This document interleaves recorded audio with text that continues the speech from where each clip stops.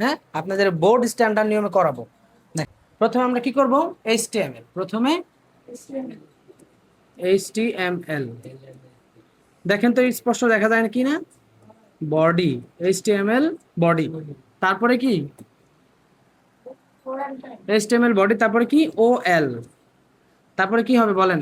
OL type, OL type 1। তারপরে আমাদের এখানে স্টার্ট হয়েছে 5 থেকে, তাই না?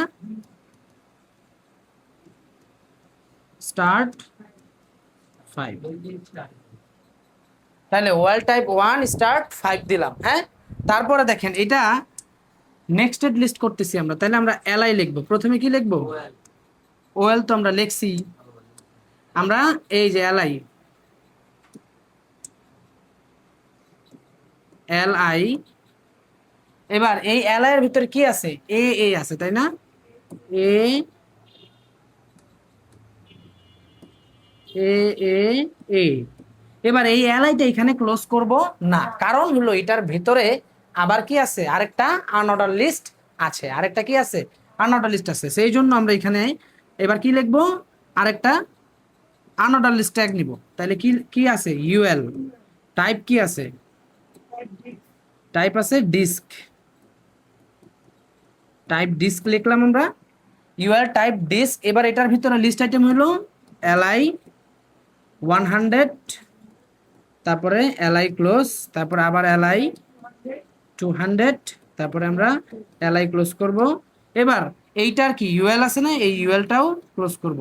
এবার দেখেন এই যে এইটার এলআই বাকি ছিল না, সেই এলআইটা এখন ক্লোজ করব, এইটার এলআইটা এখন ক্লোজ করব, বুঝছেন?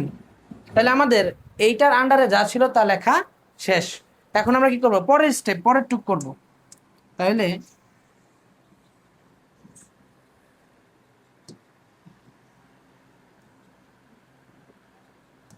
দেখেন, তারপর আমরা কি করব? এখন আবার কি লিখব? এই যে আবার এলআই লিখব, এলআই। এই এলআই এর ভিতরে কি আছে? বি বি আছে, বি বি বি। এই এলআইটা আমরা এখন ক্লোজ করব না, কারণ এটার ভিতরে আরেকটা অর্ডার লিস্ট আছে, আরেকটা কি আছে? অর্ডার লিস্ট আছে। সেই জন্য আমরা এখন অর্ডার লিস্টটা করব ও এল টাইপ। ওয়েল টাইপ কি? এটা কি রোমান সংখ্যা না ছোট হাতের? ছোট রোমান সংখ্যা, আমরা রোমান সংখ্যা দিলাম। তারপরে কি করব?